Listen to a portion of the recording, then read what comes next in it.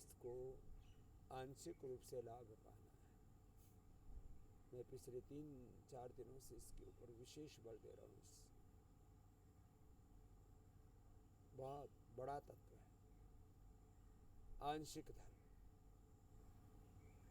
आंशिक सुख, आंशिक बोलो, क्षणिक बोलो, समाधान,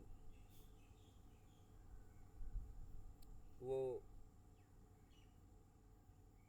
सामाजिक दृष्टि से, धार्मिक दृष्टि से, आर्थिक दृष्टि से, राजनीतिक दृष्टि से, शिक्षा चिकित्सा की दृष्टि से, सब तरह से मैंने इस पूरी फिलॉसफी को आपके सामने रखा है।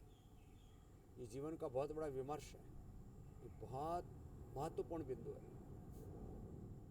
जैसे आंशिक रूप से तो धर्म के तत्व इस्लाम में भी, ईसाइयत में भी, कम्युनिज्म में भी हैं। अलग अलग प्रकार के जो मत पथ संप्रदाय पूरी दुनिया में चल रहे हैं उनमें सब में, लेकिन सनातन धर्म में शाश्वत और संपूर्ण हमारा सिद्धांत है पूर्णता का। ओम पूर्णमदाः पूर्णमिदं पूर्णात् पूर्णमुदच्यते पूर्णस्य पूर्णमादाय पूर्णमेवावशिष्यते। धर्म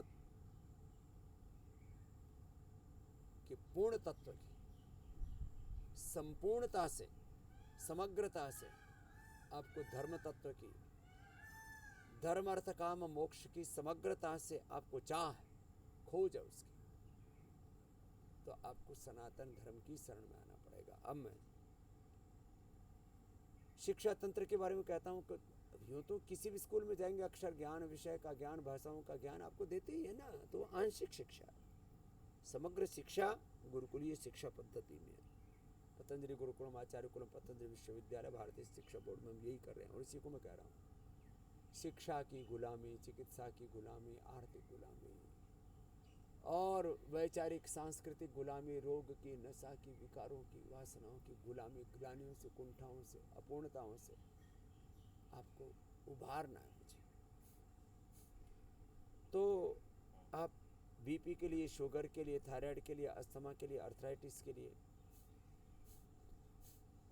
ये जो एलोपैथी की दवाएं खाते हैं, इससे आपको आंशिक रूप से तो लाभ हो जाएगा।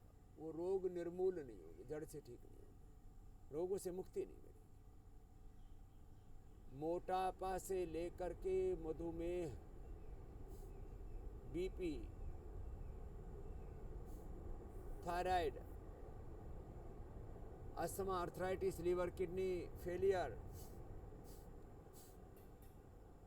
हार्ट फेलियर, आंखों का रोग, कानों का रोग, दिल दिमाग का रोग, सब रोगों से आपको मुक्ति पानी है। तो आपको फिर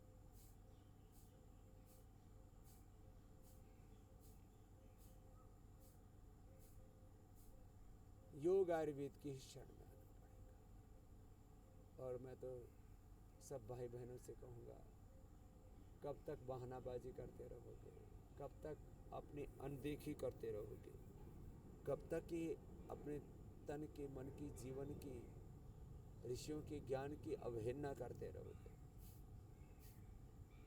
कई बार हम जो है अनदेखी करते हैं, अनदेखी को, अवहेलना को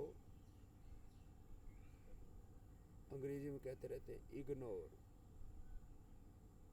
करना, लापरवाही, इग्नोर कर दिया, ठीक है, जब तक चल रहा है, खींच रहा है, खींच लेते हैं। ये जो इग्नोर करने वाली जो प्रवृत्ति है, ये बहुत खतरनाक है। कपालभाति, अनुलोम विलोम, ये निरंतरता के साथ इग्नोर मत कीजिए। बीमारियों को भी इग्नोर मत कीजिए, अपनी सेहत को भी इग्नोर मत कीजिए। योग को तो कतई इग्नोर नहीं करना। आप जड़ पर काम कीजिए और जड़ों से जुड़िए, बड़ों से जुड़िए, अपने सनातन धर्म से जुड़िए। जड़ से रोगों को मिटाइए। जड़ से जुड़ना, जड़ से जुड़ना और जड़ से रोगों को मिटाना, जड़ से विकारों को मिटाना, इसी को ही हमारे यहाँ निर्बीज समाधि का है। लो, निर्बीज समाधि, निर्बीज योग।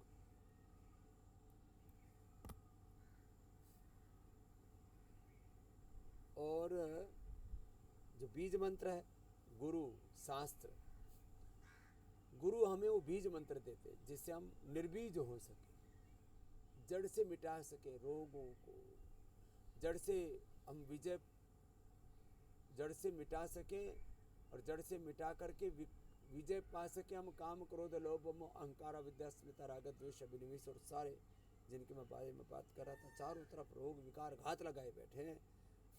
सावधानी हटी, दुर्घटना घटी। कभी भी आपके जीवन पर संकट आ सकता है, इसलिए अपने बारे में लापरवाही मत कीजिए और अपने साथ अन्याय, अपने साथ क्रूरता,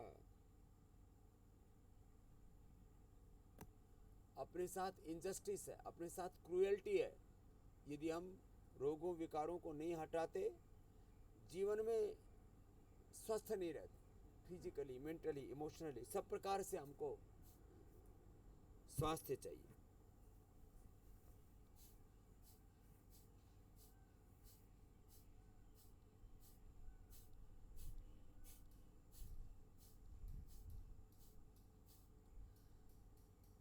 स्वास्थ्य चाहिए, सुख चाहिए, समृद्धि चाहिए, शांति चाहिए, सफलता, विजय, प्रसन्नता, आनंद, उत्साह, निर्भरता चाहिए। क्या नहीं चाहिए? रोग नहीं चाहिए, दुख नहीं चाहिए, किसी को दरिद्रता नहीं चाहिए, किसी को भी। जैसे कुछ रोगों को तो हम रोग गिनते नहीं, जैसे मोटापा को रोग गिनते ही नहीं, लेकिन जैसे बीपी बढ़ा, शुगर बढ़ा, दर्द बढ़े, मैं तो कहता हूँ चलो ये तो बड़ी बीमारियां हो गई, बीपी, शुगर, अस्थमा, आर्थराइटिस आदि। किसी को उल्टी दस्त हो, सिर दर्द हो, किसको अच्छा लगता है? इसलिए मैं कहता हूँ रोग हमारा स्वभाव नहीं, एक क्षण भी हम रोगों में जीना ही नहीं चाहते। रोग का दुख तो तुरंत समझ में आ जाता है। हाँ, एक बात तो, ये जो भोग का दुख है ना, ये पहले सुख देने वाला दिखता है, इसमें ये उल्टा पुल्टा चल रहा है। काम क्रोध लोभ मोह अहंकार जब करते हैं ना, तब ऐसा लगता है बड़ा मजा मिल रहा है। इसलिए मैं कहता हूँ थोड़ी देर का मजा जिंदगी भर की सजा, थोड़ी देर का सुख जिंदगी भर का दुख।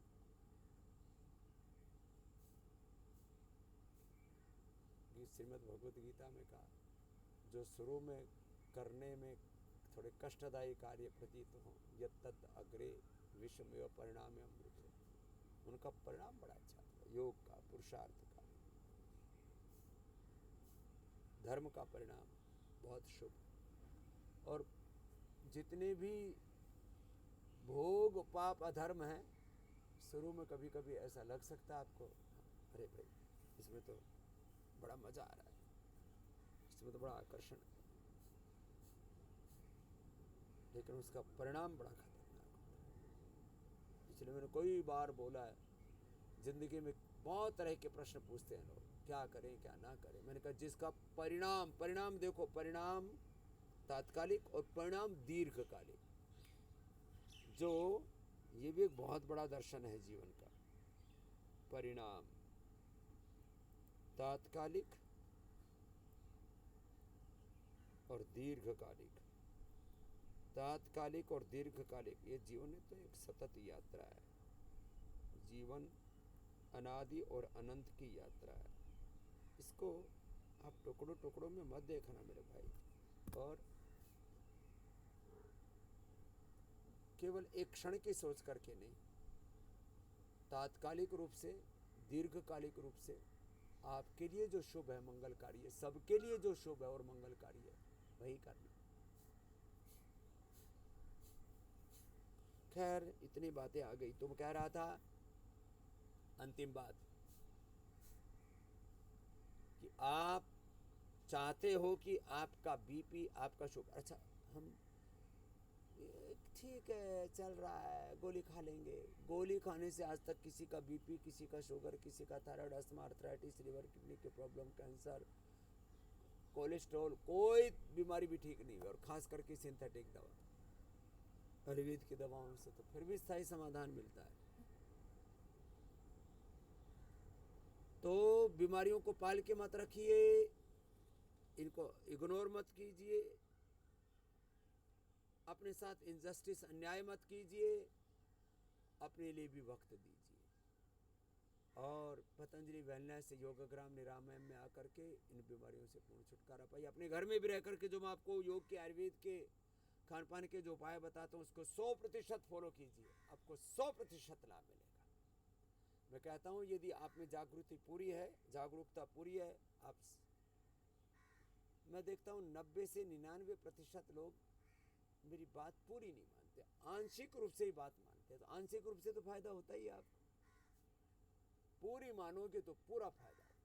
आप घर में भी रह करके सामान्य रोगों को, और जब लिवर किडनी फेलियर हो जाए, जब पेनक्रियाज का फेलियर हो जाए, अब ये लंग का फेलियर है तो है सार्कोडाइसिस, लंग फाइब्रोसिस, कुछ एक भाई बोलते बाबू जी आप इस बीमारी के बारे में तो बहुत कम बोलते हो। अरे भाई अब 100 से अधिक बीमारियां हैं, रोज रोज तो हर बीमारी के बारे में लंबे समय तक नहीं बोला जा सकता।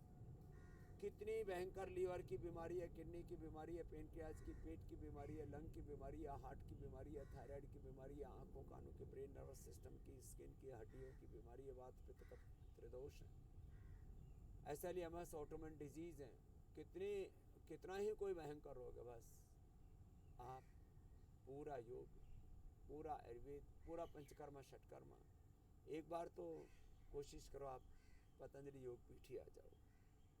तो उसमें जो पूरी फिलोसफी आपको बताते, पूरा जीवन, पूरी जीवन पद्धति आपको बताते हैं, उसका अनुसरण करो।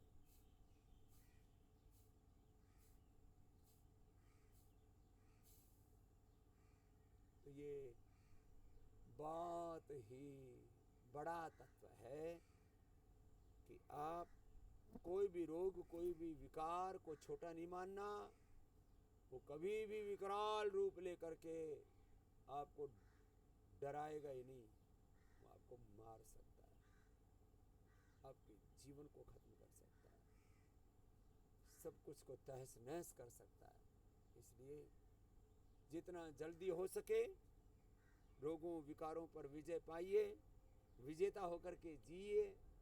और यही आपको मैं रोज शिक्षा दीक्षा देता हूँ। तो आप अभी अपना अपना योगाभ्यास, एक राउंड मैंने पूरा करा दिया, अब दूसरा राउंड शुरू कर दीजिए, आसनों का भी, प्राणायाम का भी, ध्यान का भी। और ऐसे ही आगे बढ़ते रहिए, ऐसे ही आपको आगे बढ़ाते रहेंगे, पूरे देश नहीं पूरी दुनिया को आगे बढ़ाते रहेंगे। और योग धर्म में, सनातन धर्म में आपको प्रतिष्ठित करते